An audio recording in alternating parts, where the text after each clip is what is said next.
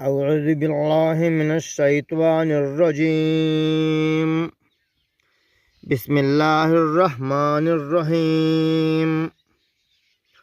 سبحانك لا علم لنا إلا ما علمتنا إنك أنت العليم الحكيم.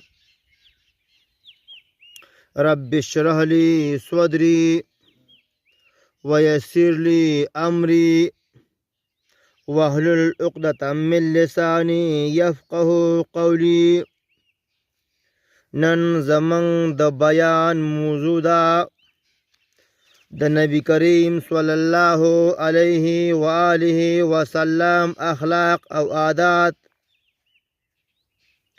د بخاری او د مسلم په حدیث کې د حضرت انس رضی الله تعالی عنه فرمایي چې ما د نبی کریم صلی الله علیه و آله وسلم لس کاله خدمت وکړو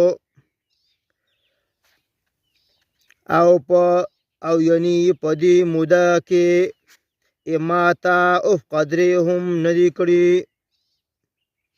او نه یې راته دا فرمایلی دي چې دا فلانې کار دی ولې نه دی کړی او نه یې راته دا فرمایلی دي چې دا فلانې کار دی ولې کړی دی.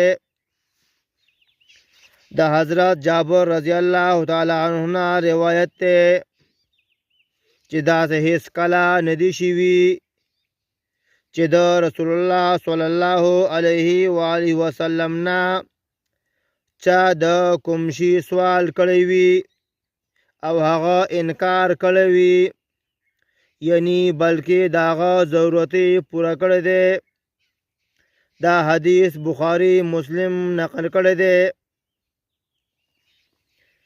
د حضرت انس رضی الله تعالی عنه نه روایت دی چې رسول الله صلی الله علیه و آله وسلم نه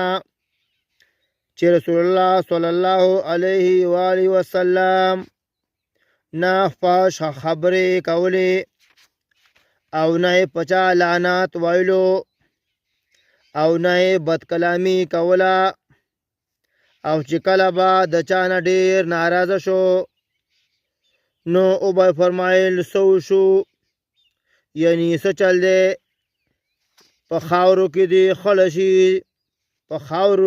خړ شي تندې د دا حدیث بخاری نقل کړی دی.